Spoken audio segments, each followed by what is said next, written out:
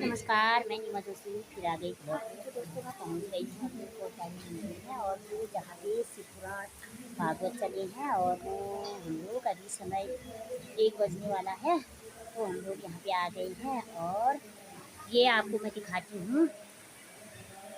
ये है मंदिर का गेट और ये भागवत हमने पहले भी वीडियो दिखाई है और अभी भी हम वीडियो की शुरुआत कर रहे हैं और हम जा रहे हैं मंदिर।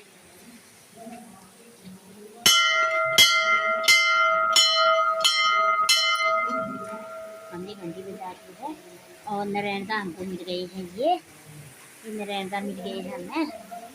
ओ नारायणदा आगे हाय। देखो पानी की बहार है और साथ में घास है और इतना पानी यहाँ पे है। देखो जहाँ तहाँ आपको पानी मिलेगा।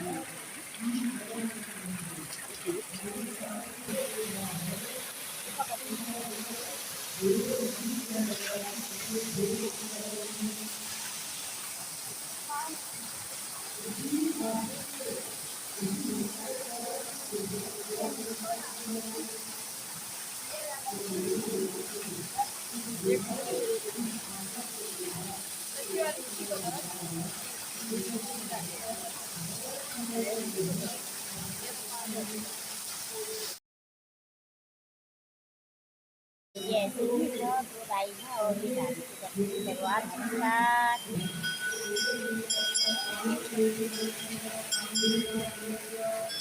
आगे हाँ बाहर रहते हमारे मोड़ पे मुनी भागवत करने सुन पा भागवत करने सुन मणि। अरे बच्चे हैं ना ये। अरे बच्चे हैं। चलो ये बच्चे क्या बना रहे हो रे? ये कहाँ आए थे आप? हाँ ओ बाबले मंदिर।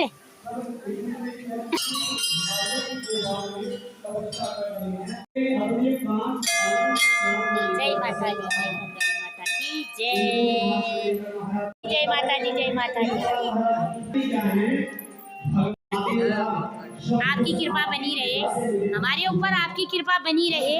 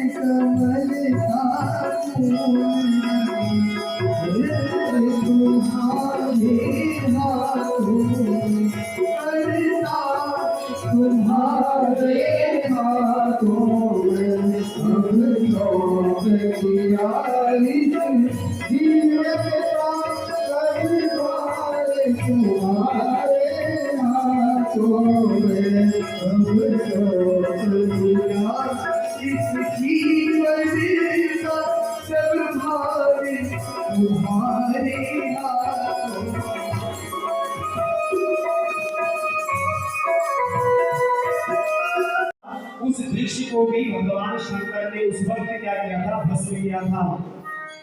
तब रवि ने कहा प्रभु आपने मेरे तुलसीदास जी ने रामचरितमानस में लिख दिया सौरभ पल्लवी मदन बिलोका। सौरभ पल्लवी मदन बिलोका। सौरभ कहते हैं आम को और पल्लव कहते हैं पट्टू को। सौरभ पल्लव मदन बिलोका। इसलिए आम के वृक्ष को कामदेव के साथ में भस्म किया था। तब भगवान शंकर ने वृक्ष को भी वरदान दिया कि ब्रह्मा जी के द्वारा रचित इस पृथ्वी पर हजारों लाखों वृक्ष होंगे, पर सारे वृक्षों का, सारे पेड़ों का अगर कोई राजा होगा वह आम का वृक्ष होगा। और इस जगत में, इस संसार में हजारों फल होंगे, लेकिन अगर फलों का अगर कोई राजा होगा वह कौन होगा? आम का फल। सभी फलों का राजा है आम। खाई नहीं खाई इस सीजन में दशहरी आम आपने है, तो भी फलों का राजा है आम। और भगवान शंकर जी ने वरदान दे दिया और कहा कि देख रति, अगर एक वरदान और देता हूं, अगर कोई भी भक्त अगर इस आम की टहनी को या आम के पत्तों को अपने कलश में लगाकर इसमें मेरे शिवलिंग रूपी नारियल को रखकर अगर शोभा यात्रा में, कलश यात्रा में, घर के मंदिर में, अपने माँ के मंदिर में अगर कलश स्थापित करेगा, कलश का पूजन करेगा, तो उसकी मनोकामना भी जो है पूर्ण हो जाएगी। अब जैसे ही आपने पहले दिन कलश यात्रा निकाली, अब इतने कलश रखे हैं गांव की माताओं ने, अब अंतिम दिन क्या करोगे? जिस दिन भागवत यहाँ पर विराम हो जाएगी कथा, तो क्या करोगे उस दिन? इन्हें खाली करके खाली कलश घर ले जाओगे कि यार पत्ती से घर ले जाओगे? चलो बताओ, उत्तर मैं देता हूँ तुम्हें। आप आज तक किसी ने नहीं बताया होगा कि क्या करना है। सुन लो, जो यहाँ बैठे वो भी सुन लो, जहां तक आवाज आ रही वो भी सुन लो। ये कलश जो आपने स्थापित किया है, इस कलश को आप ऐसे ही अपने घर में ले जाओगे और इस कलश में जो आम की टहनी लगी हुई है, इस टहनी के पत्तों को एक रक्षा तारा में लगाकर अपने मुख्य दरवाजे पे लगा दो। इतने दिन तक यहाँ पर क्या होगी? पूजा हो रही महाराज। 24,000 भागवत श्लोक पाठ यहाँ 5 बजे से 12 बजे हो रहा है। द्वारा मां दुर्गा की जो षोडोपचार पंचामृत रुद्राभिषेक पाठ और पूजन हो रहा है, और उसके बाद भगवान शंकर जी का रुद्राभिषेक पाठ हो रहा है। उसके बाद हमारे संगीत के आचार्यों के द्वारा भजन कीर्तन सत्संग हो रहा है, और 2 घड़ी 2 घंटा 3 घंटा 4 घंटा आप भोलेनाथ जी की कथा सुन रहे हैं। तो इतने मंत्रों का प्रभाव इन कलशों में पड़ा है। और ये जो पत्ते हैं, जो ये कलश हैं, ये कलश क्या पत्ते क्या होंगे? अभिमंत्रित होंगे। अगर तुम अपने घर के मुख्य द्वार पर इन पत्तों को अगर लगा दोगे, गारंटी देता हूँ उस घर में न तो जादू टोना कोई काम करेगा, न कोई भूत प्रेत छल आदि का प्रभाव उस घर में रहेगा। अब पत्ते तो आपने लगा दिए, अब लकड़ी बच गई। लकड़ी का क्या करोगे? टहनियों को सुखा के रख दोगे, और रखने के बाद जिस दिन अपने घर में हवन पूजन आदि तुम करोगे, उस दिन उन्हीं आम की लकड़ियों में तुम क्या करोगे? हवन करोगे।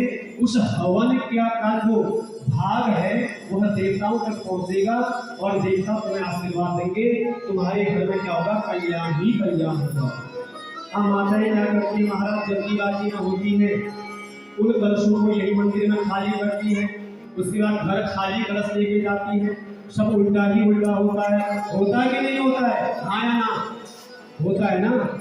तो इसलिए आप सुनो, 2 बता दिया। तीसरी चीज कलश, जिस कलश को आपने सजाया है, इस कलश को भी घर में खाली नहीं रखना है। इस कलश में क्या करोगे? आप गेहूं भर दोगे या चावल भर दोगे, उसमें एक सिक्का डाल दोगे।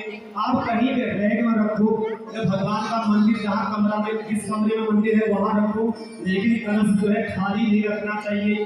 पूरा भर के अगर नहीं रखोगे, एक मुट्ठी फिर भी उसमें जो है धान गेहूं चावल अवश्य होना चाहिए। और फिर देखना महाराज, कल्याण ही कल्याण होगा। तो भगवान शंकर कहते हैं, जिस